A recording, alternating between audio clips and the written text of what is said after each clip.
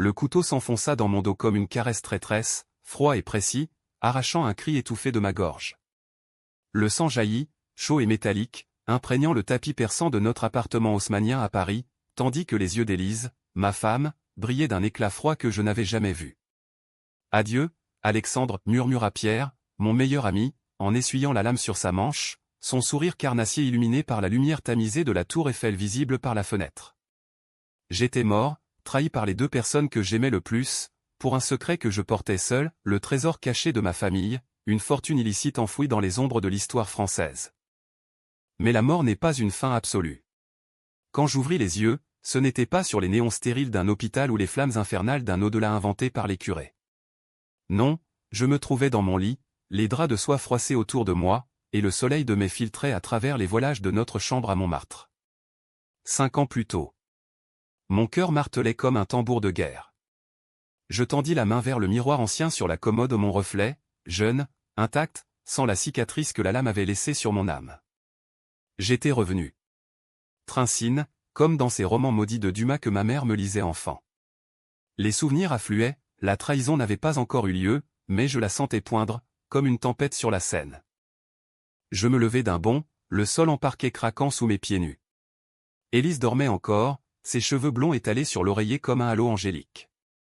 Si seulement elle savait que sous cette façade de mannequin parisienne se cachait une vipère. Pierre, avec son charme d'avocat ambitieux, complotait déjà dans l'ombre. Tout avait commencé par un accident de voiture du moins, c'est ce qu'ils avaient dit à la police. Mais je savais la vérité, ils m'avaient drogué lors d'un dîner arrosé de Bordeaux, puis précipité ma Peugeot dans les eaux sombres de la Marne. Mon corps retrouvé des jours plus tard, gonflé et méconnaissable. L'héritage de mon père, une entreprise de joaillerie héritée des joailliers de la cour de Louis XIV, leur revenait. Des bijoux volés pendant la Révolution, revendus en secret au marché noir. Un trésor que j'avais découvert par hasard, en fouillant les archives familiales après la mort de mon père. Il l'avait appris, et m'avait éliminé pour le s'accaparer. Je m'habillais en hâte, un costume slim gris perle qui sentait encore le neuf de cette époque. Paris s'éveillait, les klaxons des Vélib', l'odeur de croissants chauds montant des boulangeries du quartier. Je descendis les escaliers étroits, ignorant le majordome qui me saluait d'un « bonjour, monsieur Duval ». Dehors, l'air printanier me gifla, chargé de l'eucalyptus des buttes de Chaumont. Je marchais vite vers le métro en vert, mon esprit bouillonnant de plans. Première étape, vérifier le trésor. Il était enterré dans le sous-sol de notre maison de famille à Versailles, sous une dalle marquée d'un lys fané. Si je bougeais trop tôt, je risquais d'alerter Pierre, qui flairait déjà l'argent comme un limier. Dans le wagon bondé, bercé par le ronronnement des rails, je revis la scène de ma mort. Élise, feignant les larmes aux funérailles, son regard croisant celui de Pierre avec une complicité lubrique. Ils s'étaient mariés 6 mois plus tard, vivant dans le luxe que j'avais bâti. Ma sœur Claire, la seule à douter, avait été écartée, accusée de paranoïa. Non, cette fois, je ne serais pas la victime. J'étais le fantôme vengeur, revenu des abysses pour arracher leur masque. Arrivé à l'agence Duval Joaillerie, rue de la Paix, près de l'Opéra Garnier, je poussai la porte vitrée. L'air embaumait le musc et l'or fondu. Mes employés me saluèrent avec déférence « Monsieur le directeur », ignorant que leur patron était un mort-vivant. Je montai directement à mon bureau, une pièce au lambris sombre ornée de portraits d'ancêtres en perruque poudrée. J'ouvris le coffre-fort, tapotant le code que seul je connaissais, 1789, l'année de la prise de la Bastille. À l'intérieur, les dossiers jaunis, plan des caches, liste de contacts au marché noir de Genève. Le trésor valait des millions d'euros, assez pour racheter la moitié de Paris. Mais c'était maudit, mon père en était mort, rongé par la culpabilité. Je m'assis, allumai une gauloise vis que j'avais abandonnée dans ma vie précédente et exhalai la fumée vers le plafond. Plan A, infiltrer leur complot sans qu'ils s'en doutent. Élise et Pierre se rapprochaient déjà, je les avais surpris en train de flirter lors d'une soirée au Fouquet's. Je devais feindre l'amour, le distraire, les laisser s'enliser dans leur toile. Mais une voix intérieure hurlait, « Frappe maintenant. Tue-les avant qu'ils ne te tuent. » Non, la vengeance devait être savoureuse, lente, comme un vin de Bourgogne millésimé. Le téléphone sonna, strident. C'était Élise. « Chérie, où es-tu? J'ai une migraine, viens me chercher pour déjeuner au café de Flore ?» Sa voix sucrée me donna la nausée. J'arrive, mon amour, répondis-je, la haine suintant dans chaque syllabe qu'elle n'entendit pas. En sortant, je glissai un dossier sous mon bras, les preuves d'une dette que Pierre avait contractée auprès d'un usurier corse. Petit cadeau pour commencer. Le déjeuner fut un théâtre macabre. Assis à une table en terrasse, sous les platanes centenaires de Saint-Germain-des-Prés, Élise picorait sa salade niçoise, ses lèvres peintes en rouge sang. « Tu sembles distant, Alexandre. »« Quelque chose ne va pas, demanda-t-elle, ses yeux bleus sont dans les miens. » Je souris, posant ma main sur la sienne, un geste qui, dans ma mémoire, masquait son dégoût. Rien, juste le stress de l'entreprise. Pierre m'a appelé ce matin, il propose une fusion avec son cabinet d'avocats. Qu'en penses-tu? Son visage s'illumina imperceptiblement. Oh, c'est génial. Il est si compétent, ton ami. Compétent à trahir, pensais-je. Nous parlâmes de futilité, la Fashion Week, un voyage à Cannes. Mais sous la table, mes doigts serraient le bord de la chaise jusqu'à blanchir.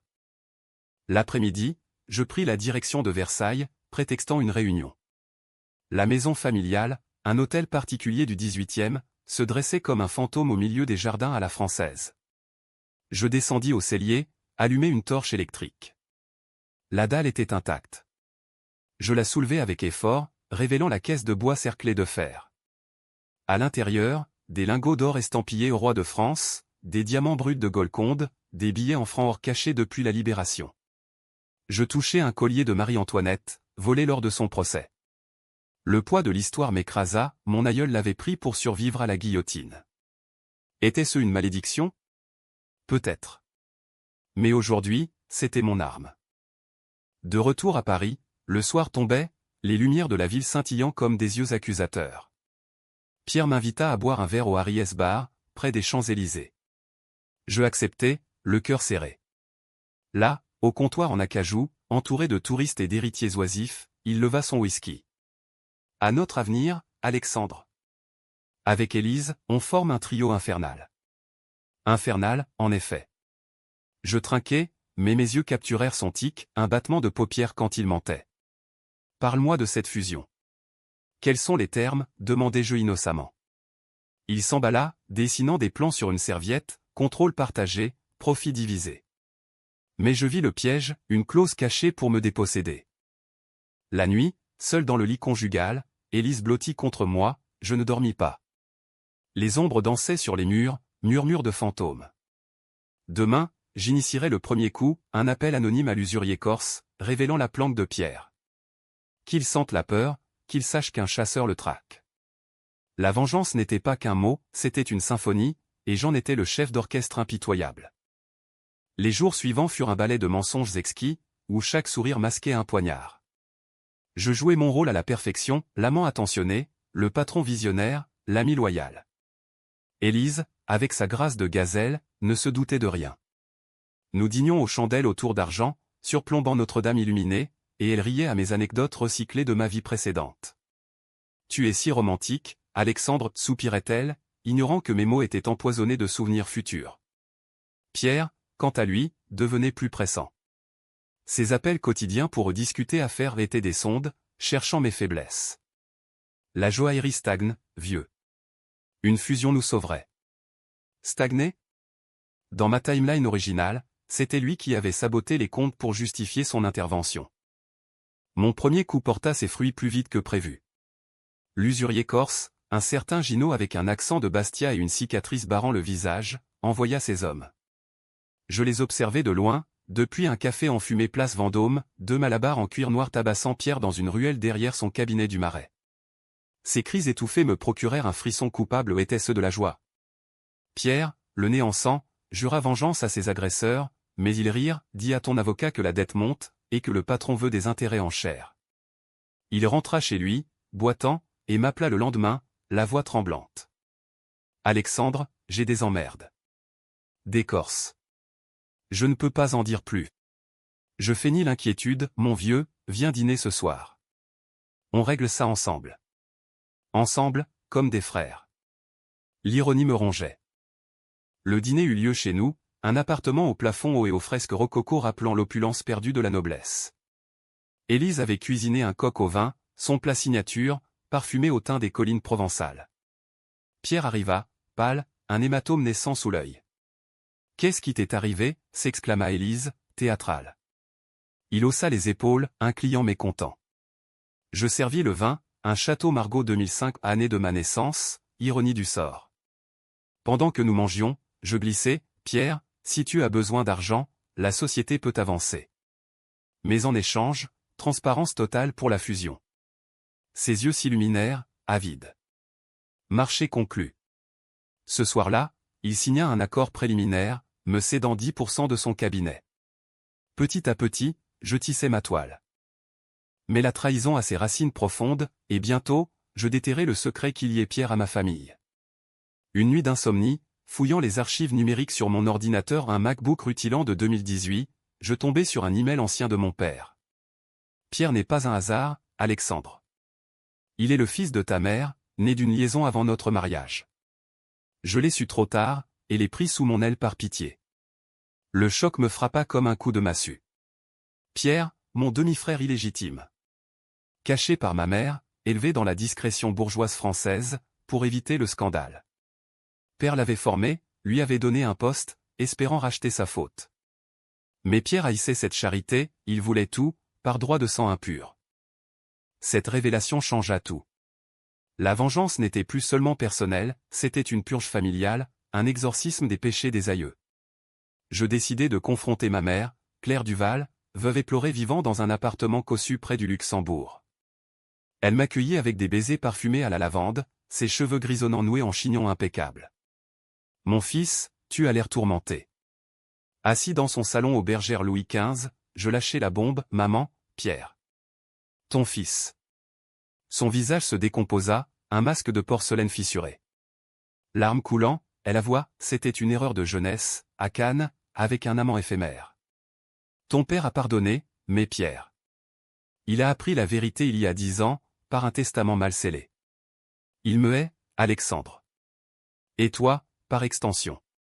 Le puzzle s'assemblait, sa haine n'était pas cupide seulement, mais fraternelle, empoisonnée par le rejet. Je quittai sa maison avec une arme nouvelle, la lettre de reconnaissance paternelle, signée par père avant sa mort d'un cancer foudroyant. Pierre la voulait pour légitimer son héritage. Au lieu de la détruire, je la cachai dans une banque suisse, via un contact discret à un ancien client de l'entreprise, un banquier genevois aux manières froides. Monsieur Duval, pour 50 000 €, elle est en sécurité. Argent bien dépensé. Les semaines passèrent en un tourbillon de tension. Élise, sentant mon détachement, devint possessive. Tu changes, Alexandre. Comme si tu portais un secret. Une nuit, après un gala à l'hôtel de Crillon où nous avions dansé un valse sous les lustres de cristal, elle tenta de me séduire, ses ongles griffant mon dos. Je la laissai faire, mais mon esprit était ailleurs, revivant ma mort. Au matin, je la surpris au téléphone avec Pierre, il soupçonne rien. Bientôt, le trésor sera nôtre. Le verre était dans le fruit. Mon deuxième coup fut plus audacieux, une manipulation financière. Utilisant les fonds occultes, j'achetai des actions concurrentes à la joaillerie, faisant chuter le cours de Duval de 15% en une semaine. Les journaux titraient « Crise chez les Duval, trahison interne ». Pierre paniqua, me suppliant lors d'une réunion d'urgence au siège. « Alexandre, c'est un sabotage. Laisse-moi enquêter. » Je feignis la stupeur, « Fais ce que tu veux, mais sauve-nous. » En réalité, c'était moi le saboteur, testant sa loyauté. Il creusa, mais trouva des pistes menant à Élise. Une transaction douteuse sur son compte personnel. Le doute s'insinua en lui. Bientôt, leur alliance craqua. Je les espionnai via un mouchard installé sur le téléphone d'Élise, un logiciel noir acheté sur le dark web par un hacker lyonnais. Leur message, « Pierre, il sait pour le trésor ? Non, mais il bloque la fusion. On avance le plan B ? Plan B, l'accident. » Mon sang se glaça. Il passait à l'acte plus tôt que prévu. La tension culmina lors d'un week-end à Deauville, sur la côte fleurie. Nous louâmes une villa normande face à la mer, vent salé fouettant les dunes. Soirée arrosée de Calvados, rire forcé autour d'un feu de cheminée. Pierre, éméché, me confia, « Alexandre, si quelque chose m'arrive, protège Élise. » Ironie suprême. Au milieu de la nuit, je les entendis murmurer dans la cuisine, « Demain, sur la route de retour. » La courbe près de Honfleur. Mon cœur s'emballa. C'était maintenant ou jamais. Je ne dormis pas, écoutant les vagues comme un requiem. À l'aube, grisâtre et pluvieuse, je pris les devants. Dans le garage, je trafiquai les freins de la voiture de Pierre pas pour tuer, mais pour avertir. Quand il démarra pour une promenade solitaire, le véhicule dérapa sur la route mouillée, s'écrasant contre un arbre centenaire. Blessure grave, mais pas mortelle, côte cassée, jambes fracturées. L'hôpital de Caen le garda 2 semaines. Élise, hystérique, me téléphona, c'est un miracle qu'il vive. Miracle? Non, justice différée. L'accident de Pierre marqua le début de la désintégration, un domino tombant dans la cathédrale de mensonges que nous avions bâtie. À Paris, les ragots enflèrent comme une marée montante, le associé des Duval, victime d'un sabotage. Les tabloïds, du Paris Match au Figaro, spéculaient sur une guerre interne. Je jouais l'homme d'affaires accablé, multipliant les interviews larmoyantes à la radio France Inter. Pierre est comme un frère pour moi. Qui oserait? Les auditeurs compatissaient, ignorant que j'étais l'araignée au centre de la toile. Élise changea subtilement. Ses sourires devinrent forcés, ses caresses distantes. Lors d'un dîner au Lamy Louis, un bouchon mythique du Marais, elle but trop de Sancerre blanc, et les mots échappèrent, tu es content qu'il soit à l'hôpital, n'est-ce pas? Tu l'as toujours jalousé. Je la fixai, impassible, fourchette suspendue au-dessus de mon foie gras. Jalousé. Pourquoi? Son charme? Ses dettes? Elle rougit, réalisant son lapsus. Oublie, chérie. C'est le vin. Mais le poison était semé. Cette nuit-là, seule dans la chambre d'hôtel, elle fouilla mon iPhone, cherchant des preuves. Elle n'en trouva pas, j'avais tout effacé, traces numériques volatilisées comme fumée de cigarette. Pendant ce temps, Pierre, cloué sur un lit d'hôpital au cœur de Paris, complotait depuis son portable. J'infiltrais ses messages via le mouchard, appel à un garagiste véreux pour réparer sa voiture, et pire, des recherches sur des poisons indétectables au thallium, peut-être, ou ricin. Il visait Élise maintenant? Non, les logs montraient des transferts d'argent vers un privé, enquête sur Duval. Trouver le trésor. Il se méfiait de moi. Parfait. Je décidai d'accélérer, une visite nocturne à son chevet, sous couvert d'amitié. L'hôpital Cochin, avec ses couloirs labyrinthiques et son odeur d'antiseptique, était un mausolée moderne. Je glissai un bouquet de lys aux fleurs de deuil en France à l'infirmière, et entrai dans sa chambre faiblement éclairée. Pierre, pâle sous les néons, leva la tête. Alexandre. Tu es venu. Sa voix était rauque, brisée par la morphine. Je m'assis, posant une main sur son épaule, geste fraternel, teinté d'ironie. Bien sûr. On est des frères d'armes. Il tressaillit à ce mot. Avait-il deviné? Écoute, Pierre, j'ai appris pour ta mère. Notre mère. Le silence s'épaissit, lourd comme le brouillard sur la Loire. Ses yeux s'écarquillèrent, puis se plissèrent en fantaineuse. Qui te l'a dit? Cette vieille sorcière? Elle t'a tout balancé? Je hochai la tête, feignant la compassion. Pourquoi ne m'as-tu rien dit? On aurait pu partager. Il rit, un son amer. Partager? Ton père m'a traité comme un bâtard.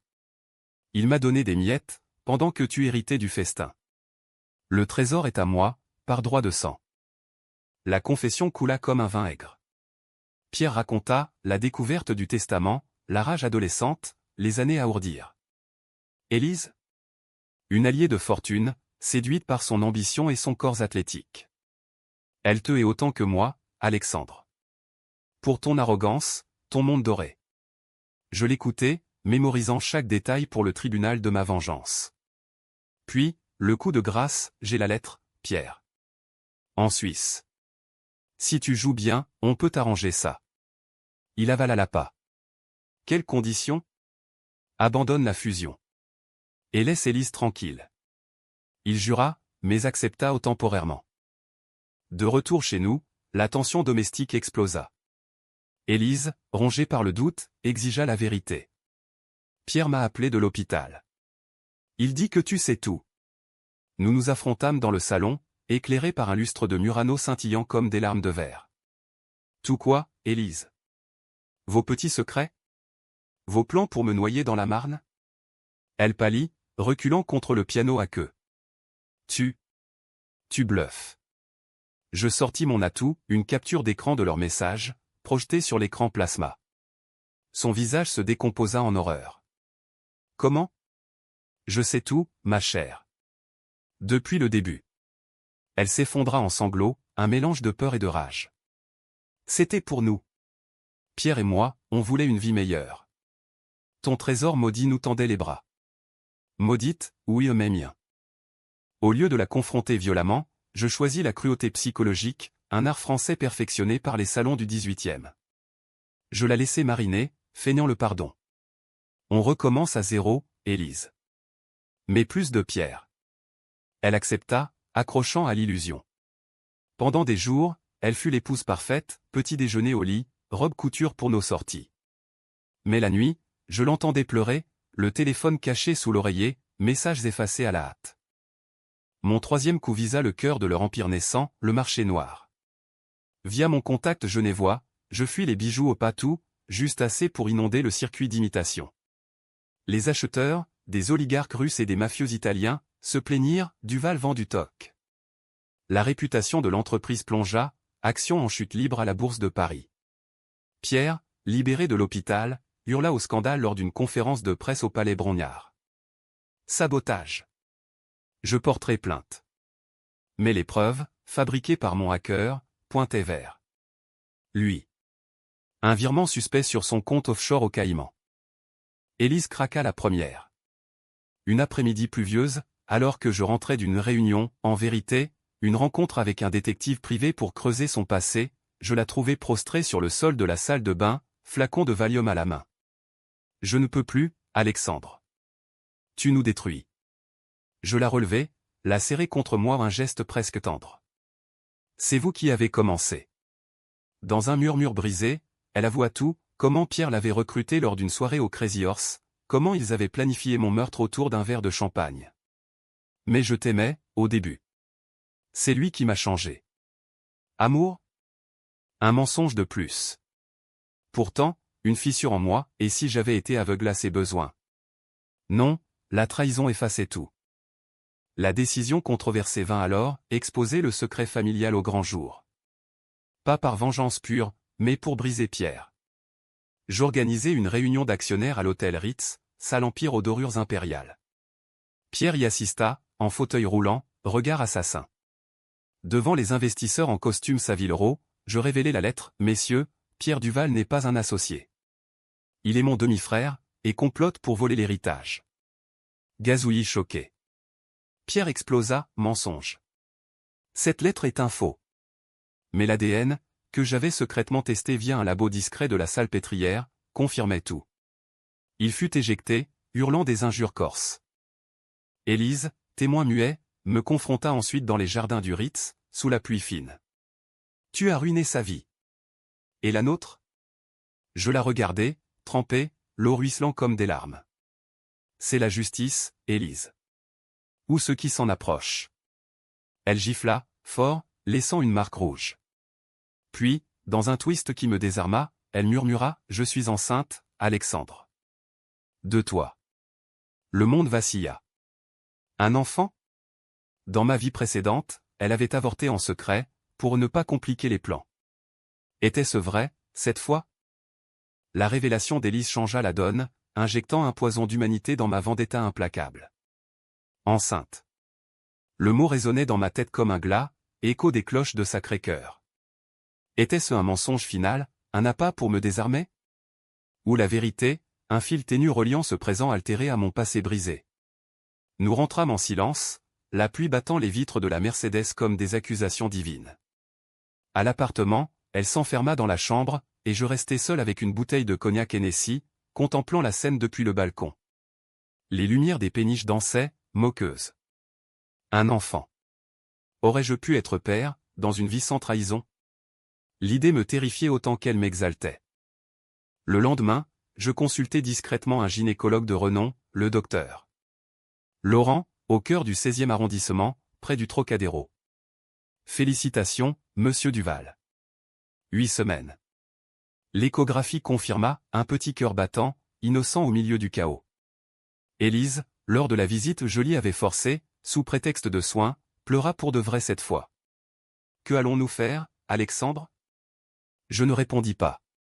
Au lieu de ça, je la surveillais de plus près, caméra cachée dans la maison, traçage GPS sur son téléphone. Paranoïa? Peut-être. Mais la trahison m'avait appris que l'amour est le meilleur camouflage pour le meurtre. Pierre, évincé et humilié, ne capitula pas.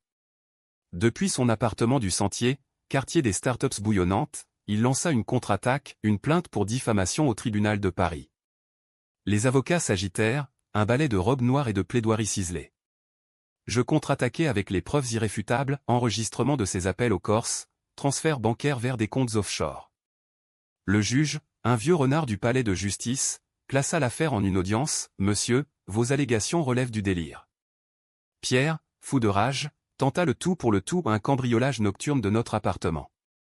Mes alarmes hurlèrent à 3 heures du matin, la police l'arrêta sur le balcon, un pied de biche à la main. « Frère, tu paieras sa chère, crachate-t-il aux menottes. » La presse s'emballa, scandale chez les Duval, frères ennemis pour un trésor royal.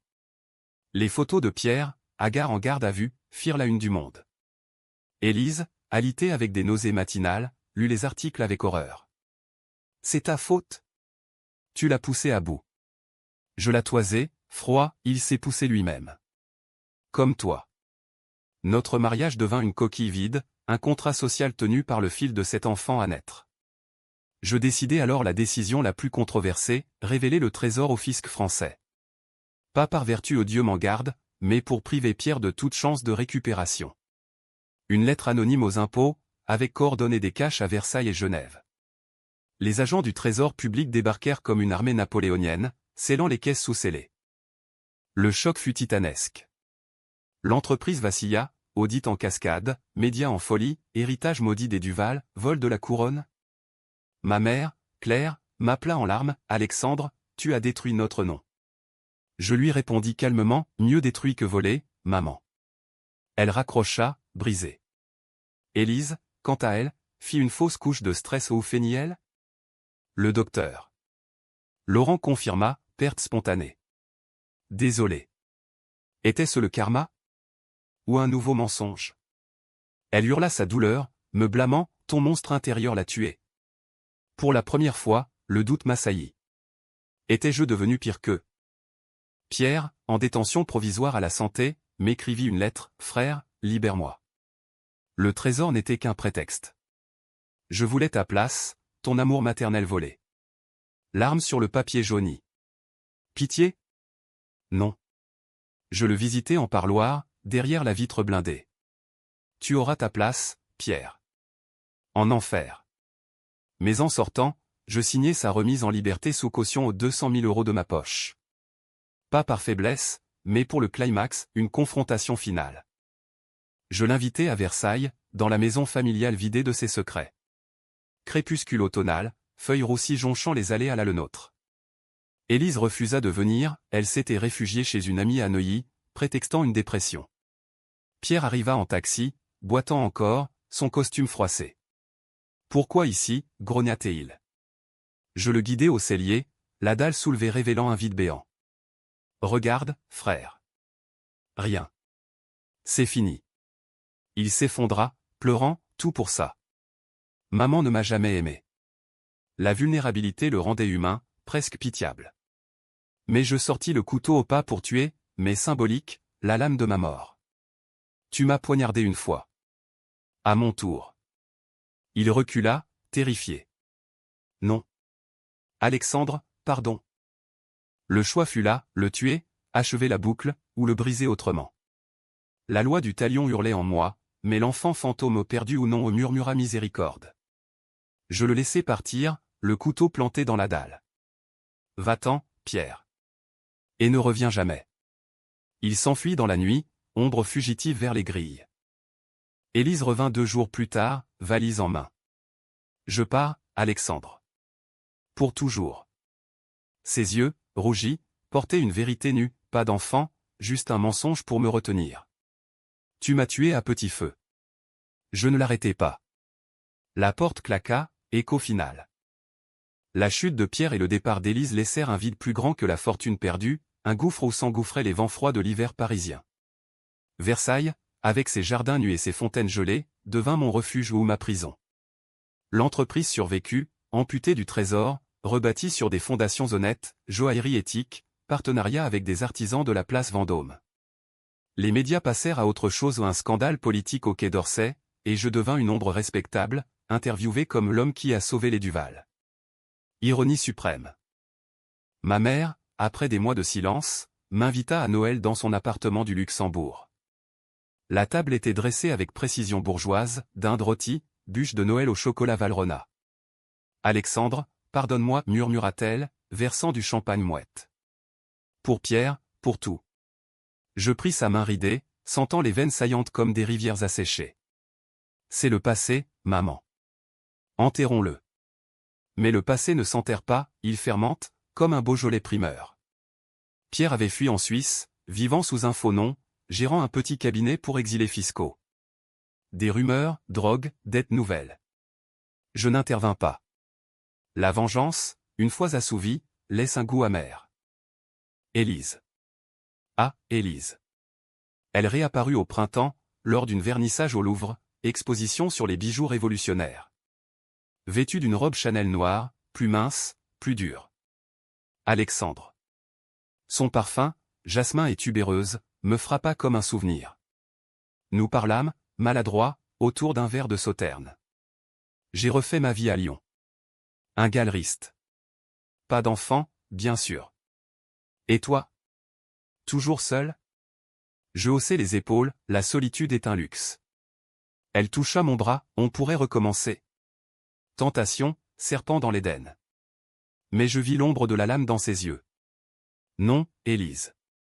Adieu. Le twist vint de l'endroit le moins attendu, une lettre posthume de mon père, découverte dans un tiroir oublié de son bureau à l'entreprise. Mon fils, si tu lis ceci, c'est que le trésor t'a consumé. Sache que Pierre n'est pas ton ennemi, c'est moi qui l'ai fait. J'ai falsifié les comptes pour le tester, et il a mordu à l'appât. Le vrai héritage n'est pas l'or, mais la rédemption. Mon père, le marionnettiste. Il avait orchestré le drame pour nous unir, mais la mort l'avait emporté avant. Étais-je revenu pour rien? Ou pour guérir une fracture plus ancienne? La révélation me libéra. Je vendis l'entreprise d'un bon prix à un conglomérat suisse, et voyageai, Provence pour les lavandes, Bretagne pour les tempêtes, Corse pour affronter les fantômes de Gino. À Ajaccio, je marchais sur les plages de sable noir, Napoléon dans l'air salin. Là, une nuit étoilée, je brûlais les derniers dossiers, flammes dansant comme des diables. Adieu, malédiction. De retour à Paris, je fondai une fondation, héritage oublié, aidant les familles brisées par des secrets enfouis. Ironie, utiliser l'argent du trésor confisqué pour réparer. Ma mère se joignit à moi, redevenant la matriarche forte. Pierre? Il m'écrivit un jour, d'un cybercafé zurichois, frère, je suis clean. Merci de m'avoir laissé vivre. Je répondis, vis bien. C'est ta revanche. Le soir, seul sur les toits de Montmartre, la ville à mes pieds comme une conquête, je sentis la paix fragile, mais réelle. La mort m'avait rendu, la vengeance m'avait purgé. Était-ce un happy end? Non, la vie n'en offre pas. Juste une trêve, dans l'éternelle danse des trahisons françaises.